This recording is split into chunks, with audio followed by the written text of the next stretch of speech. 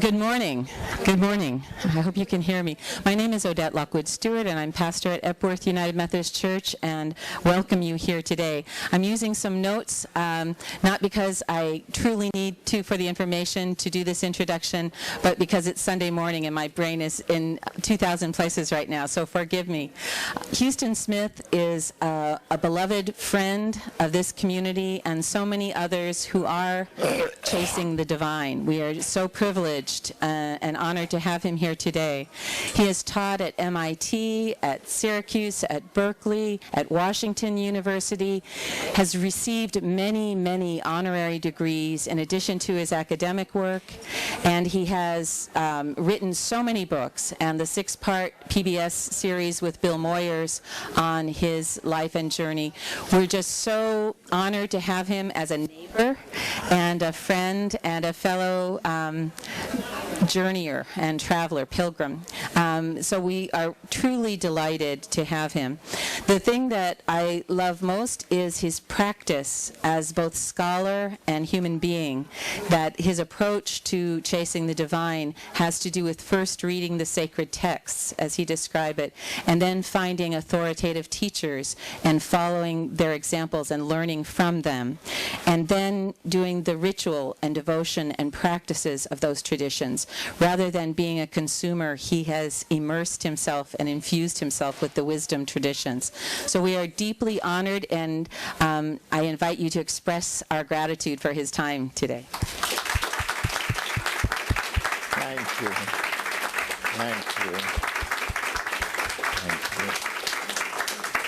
Brandon Williamscraig is less known to the PBS viewers, but very well known in this community. He's a member of Epworth and has been a very visible and vibrant part of this community.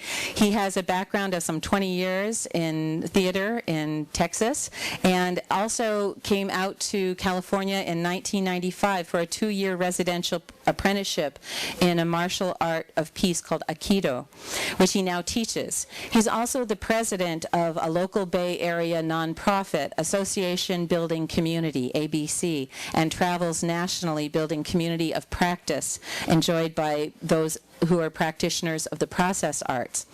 And he's also among those founding the Guardians of Peace, a training community of professional conflict resolution facilitators.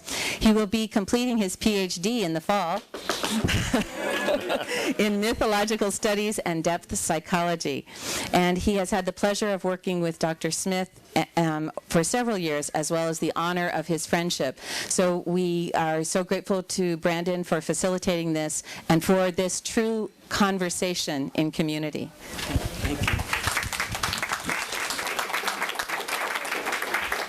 Thank you. Thank you all. Thank you all for coming. Let's come to ground for a minute from the various places that we have been in the last hour, and from our driving, let us settle a little bit. And we've configured the chairs as much as possible so that it doesn't feel like a lecture, because it's not going to be a lecture. The book that Dr. Smith has just come out is called Tales of Wonder. It's autobiographical, and it is exactly that. It's stories from his life. And we would like to think about not only what it says, but what it implies about how we do what we do. So not just the perennialism of do unto others as you would have them do unto you, but how we go about doing that and listening to the stories that we tell each other so that we can create a community of practice that not only admires that, but does it. So let's take just a minute of silence and be a little quiet together and be aware of each other and the bodies around us.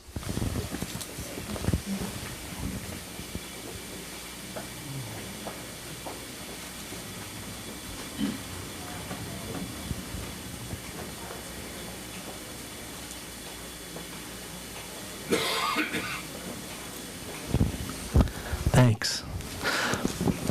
Would you like to begin any particular way? I have some preparations. I would, to express my joy at being here. I have osteoporosis, as you will probably witness at some point. My spine cannot support my back, so I have to do it with muscles which get tired. But don't feel sorry for me. I'm 90 years old and I'm very well. In fact, in the assisted living place where I live, some of my envious fellow inmates, as I call them, say I'm disgustingly well, and it was so good to be present at the whole service because of my infirmaries and don't drive and so on. Why, I haven't been to a full church service for, I would guess, about a year. And it just felt so good. And a Methodist church, my father's name was Wesley, which is about as Methodist as you can possibly get. And you probably may know that I grew up in China, in a small city where they staked out for their ministry. And I'm very grateful for that because I'm bilingual. I got the Chinese when I grew up, and I have East and West in me. I have Western genes, but I have Asian upbringing. I just wanted to sandwich that in to express my joy at being here, and I'll have an opportunity to share, participate in your service again next week. Okay. Now, Brandon, I'm at your disposal. Okay. He's a great friend, great friend. It's lovely to hear you say that. Thank you. Okay, I'm ready with my written piece.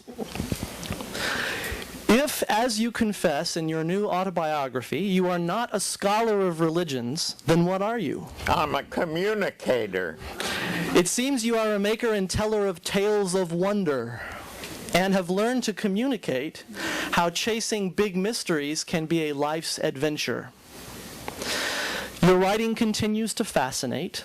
Your work moves beyond scholarly reporting, asking us to take all beings seriously and treat each other with compassion. Let us be grateful for the exposure to wonderful tales and take you seriously as well, not stopping simply with admiration. Absolutely. Okay. It seems to me that one mark of a master teacher has to do with making it seem not only possible but compelling to seek like they sought. How you communicate your ideas is as essential as the message you offer, and your way of practicing what you preach seems possible to follow as well. I will always want to hear more of your stories and hope you will tell several here. While listening, I would like to learn more from you, as though learning about your process, as if your art form were encountering the world's traditions in the people with whom you make beautiful relationships, and then drawing your readers and students into that global community of faith. I think I'll stop there. That's a large order. Okay. I'll do what I can, and you keep me on track. Okay. And let me say also, my